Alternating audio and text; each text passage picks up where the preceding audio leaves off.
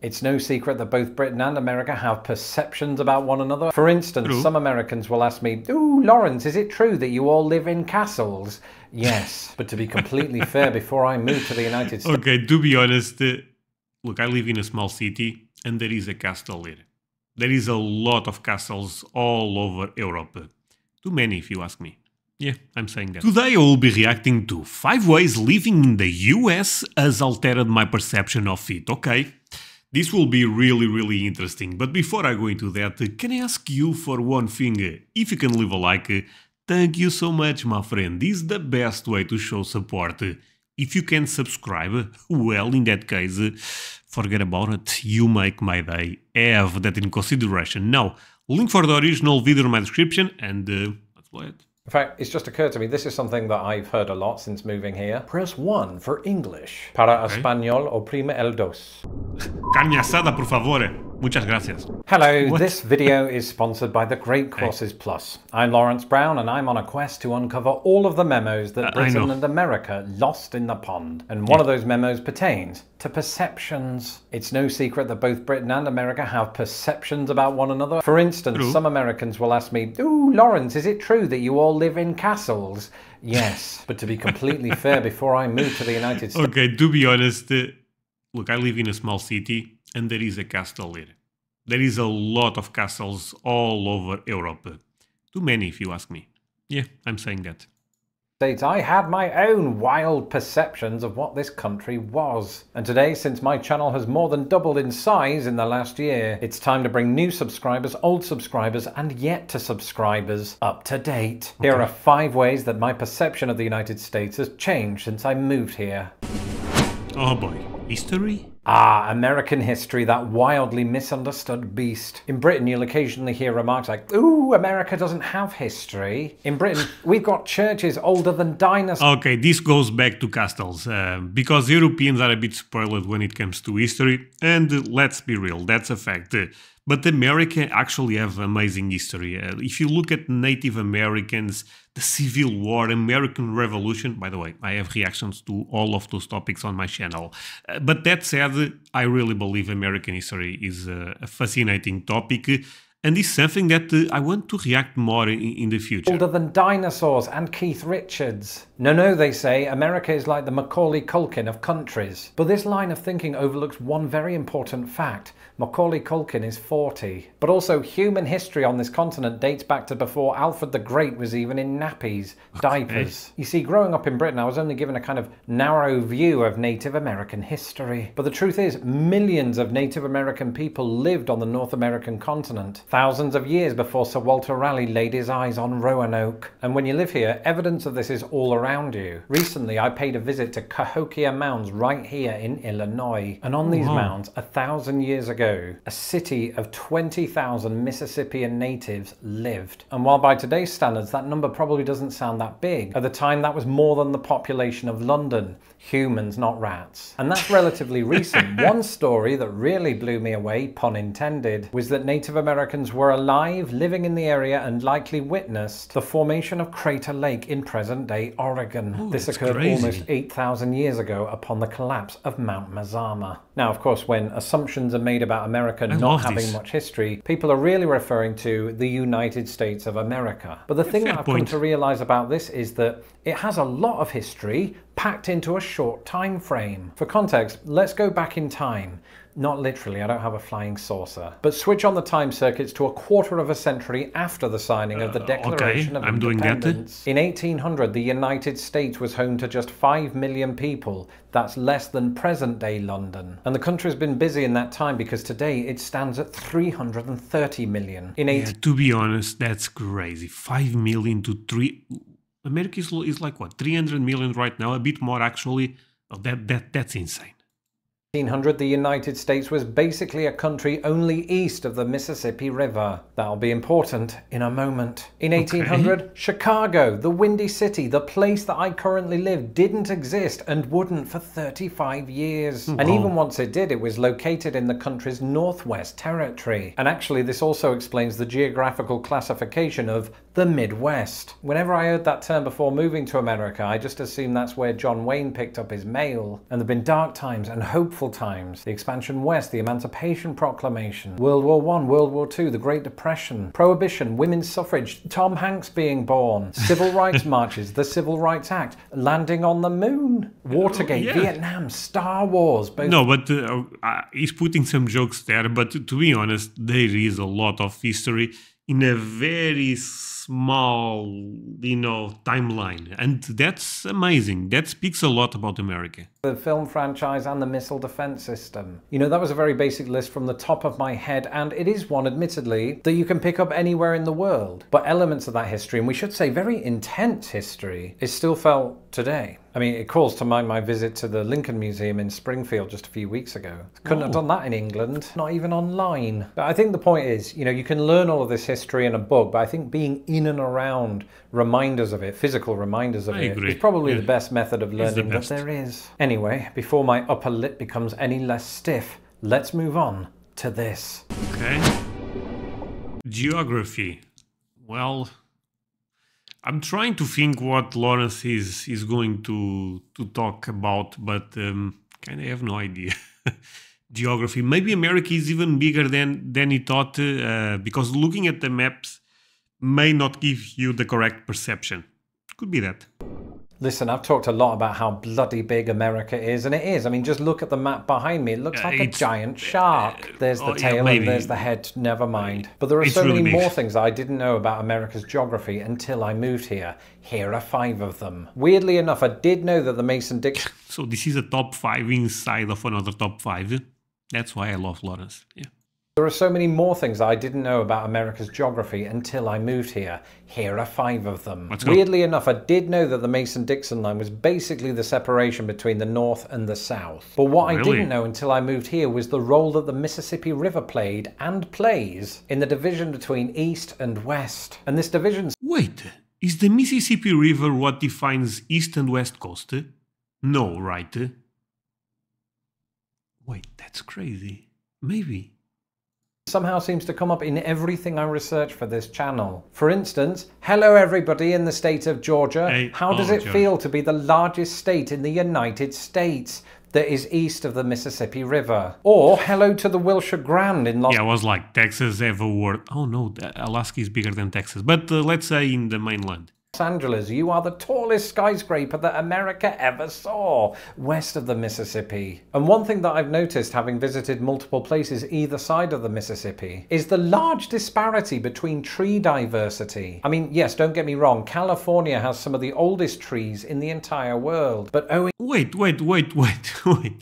This thing about California, actually, I've been trying to ask this to you guys for a long time.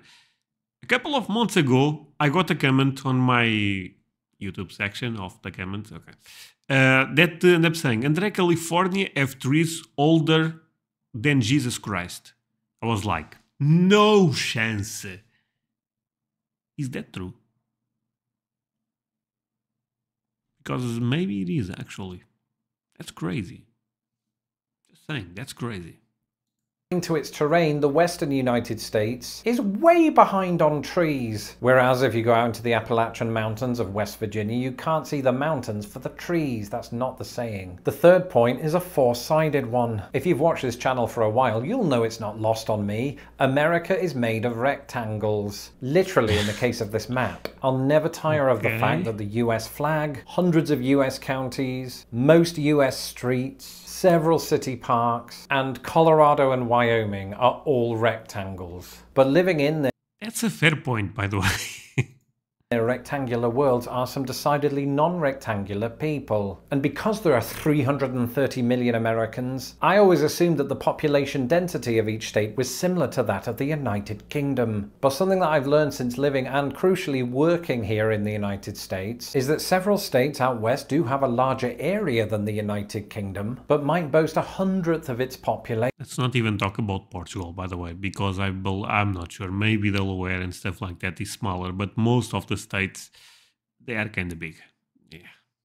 And these days, this is something I can talk about until the cows come home. And actually, in some of these states, this is quite likely because cows often outnumber people. Now, to be fair, states like Rhode Island fit 350 more people per square mile than the United Kingdom, despite being 1/75th its size. Traveling around the United States has given me a new perspective on how state clustering works. East of the Mississippi, there are places where you can drive through 1 billion states in an hour. In the West, you might be in the same state for 1 billion hours. And depending on where you start... Oh, that's really interesting.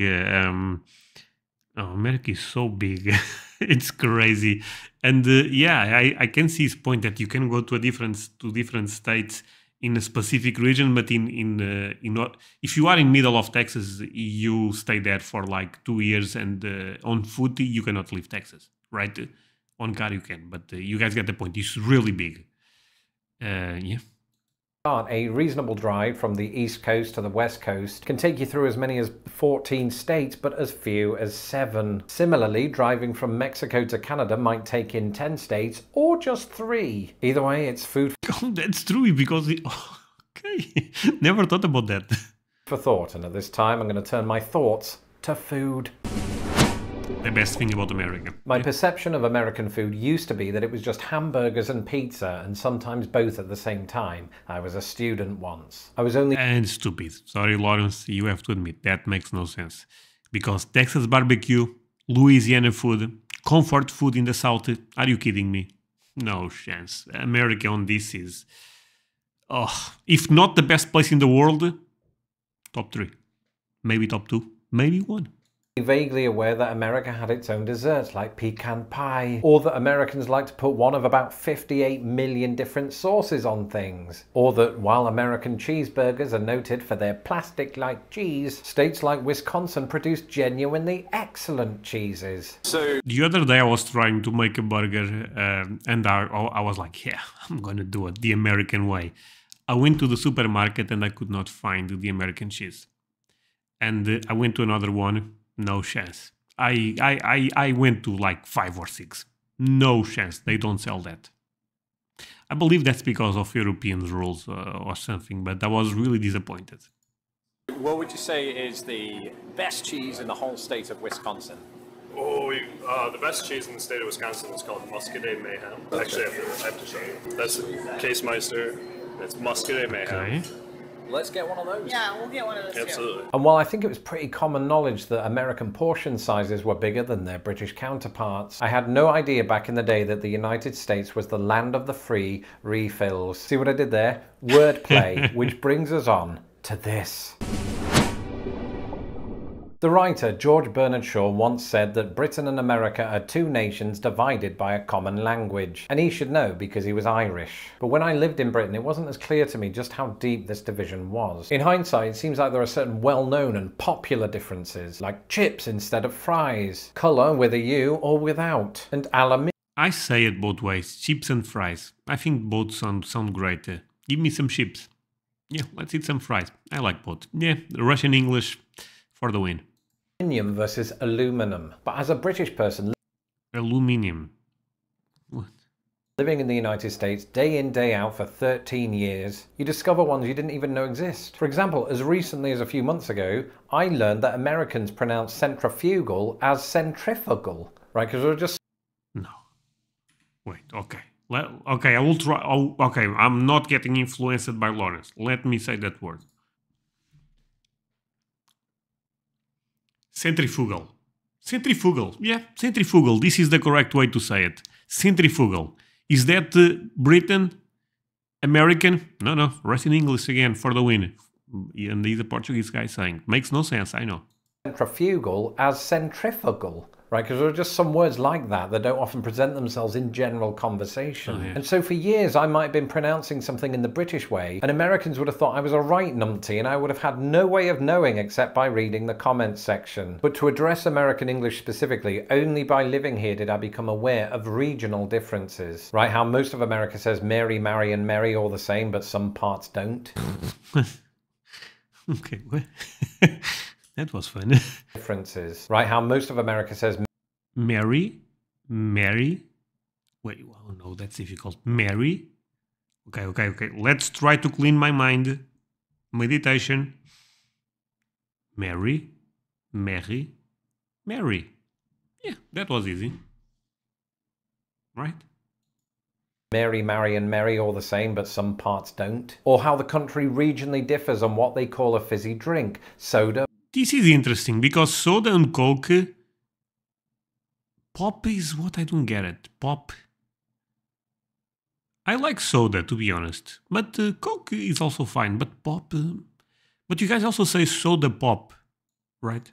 Pop, Coke, tonic. Or how Midwesterners use the word ope and how the rest of America does not do that. And when I lived in Britain and I thought about the United States, it never really occurred to me that there was one other language in particular that's quite prevalent over here. Spanish. Whereas Britain often has, say, instruction manuals in English, French, Welsh. American manuals and public information will usually include a Spanish version of the text. In fact, it's just occurred to me this is something that I've heard a lot since moving here. Press 1 for English. Para español, oprime el dos. And of course, now that I'm here, all of this makes sense. You know, not only is the United States bordered with Mexico, but the country is home to more than 50 million Hispanic or Latino Americans. And funnily enough, 50 million? Oh, that's a crazy number. not to tie this back to food, because eventually everything comes back to food, Britain itself has begun to embrace Mexican and Tex-Mex establishments. Seems like all of the good things happened after I left. In the meantime, you can't have a country without people.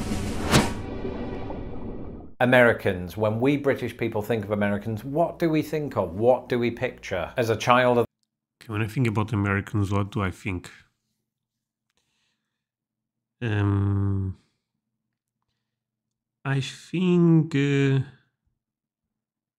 think about a lot of stuff, you know. I think about the food. I think about picking just one is difficult. I think about national parks and the raw beauty of America. Oh, but that's the question was what I think about Americans, not what. Okay, never mind. Americans, what I think about John Denver. Wait, André, that's wild. Yeah, I really like his music. Yeah.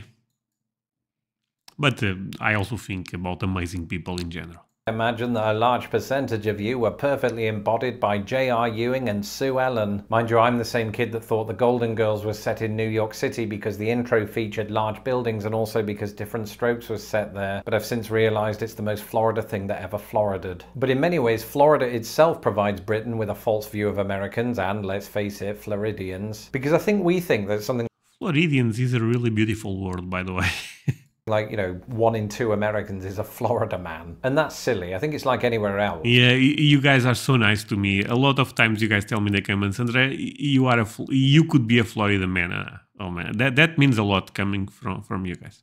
When you sit down with most Americans in real life as opposed to Twitter, I think most Americans are good-hearted and polite and curious, and have I just been hanging around with the wrong Americans? Maybe I should just go for a drink with Chainsaw Jim. Put it this way, you know... Look, I think America is so big that there is good people and bad people, like everywhere else.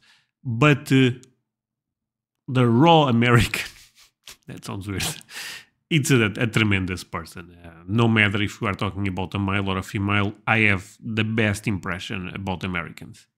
Who's approachable and who's not. You know who's your bag and who isn't. I mean that in a metaphorical sense, don't at me on Twitter. And yes, Uncle Toby, I hear you. Ooh, you have to like Americans because your wife's one. No, that was a theoretical conversation with Uncle Toby. That is it for this video. Let me know in the comments below if you visited a country and whether your perception of it changed afterward. I'm Lawrence Brown. You can follow me on Twitter at LostInThePondUS, and don't forget to subscribe to my channel so that my videos don't get lost in the pond. Thank you, Lawrence. Maine to California size shout out to my patrons who make these videos possible. If you would like to become a patron of... Okay. Give him all the support. Now let's just do a quick recap. So the first one was American history. This is an interesting one for sure, and a lot of Europeans, since they are so spoiled, they kind of say America have no history, but it's kind of stupid.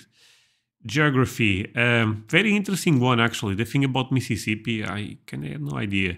Food, yeah, America have the best food. I don't even want to argue that. Language, this is where I struggle a bit. Not gonna lie. The other one was what? Sorry. The other...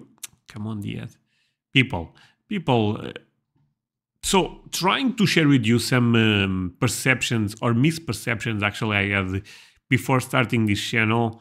The people, I had no opinion, you know. I thought Americans, the way I look at the world, and a couple of you guys disagree with me on this one. I think we are all the same, basically. I think, you know, good people, bad people everywhere. Some countries are a bit more advanced, and that also impacts with crime and stuff like that, in my perspective. But we are all more similar than different. About history, I probably had that misperception at the beginning, but not anymore. That said, my friends, thank you so much for watching. Really, really means a lot that you guys end up spending this time with me. We are, what, 20 minutes, 22 minutes in? I'm not even sure. Leave me the comment 21 if you are still watching, because at least I would know that I'm not talking alone in Portugal. That said, my friends, see you guys next time.